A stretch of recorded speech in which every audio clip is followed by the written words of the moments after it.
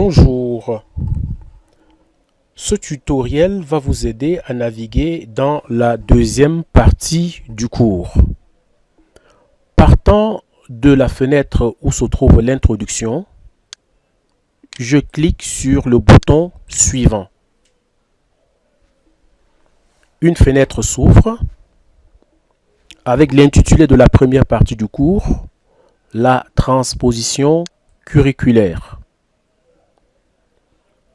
Dans un premier temps, je m'attarde sur cette vidéo que je visionne attentivement. Je vous conseille également de le télécharger pour la visionner autant de fois que possible en focalisant votre attention sur les points indiqués ici. Voici les objectifs à atteindre au terme de cette semaine. Il faut les lire attentivement. Modalité de fonctionnement. Vous devez effectuer les activités dans l'ordre chronologique présenté, c'est-à-dire la production d'un glossaire collaboratif à partir du cloud, Google Drive. Pour y accéder, vous cliquez ici. Un tutoriel sera produit à cet effet. Chaque étudiant va choisir deux concepts qu'il va définir et téléverser dans Google Drive. La deuxième activité, c'est la définition du concept curriculum. Vous allez vous aider de cette fiche concept en cliquant là. Vous avez directement cette fiche concept qui s'affiche. Cette fiche va vous aider à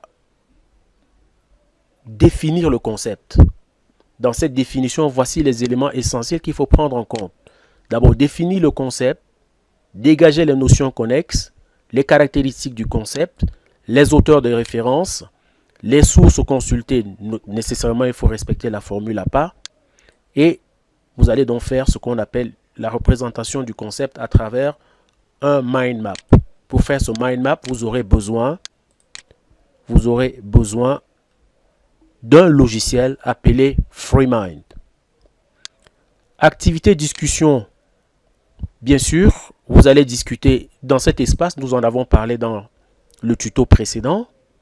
Et vous allez répondre à ces deux questions. En 4, vous allez effectuer donc la dissertation, qui est déjà la synthèse des questions qui ont été posées, qui ont été débattues dans l'espace discussion. Vous allez juste faire la synthèse et développer une analyse, une démonstration logique dans votre composition. Voici donc les résultats attendus au terme de la première semaine: le glossaire collaboratif, une carte conceptuelle, une contribution au forum de discussion et la rédaction d'une composition.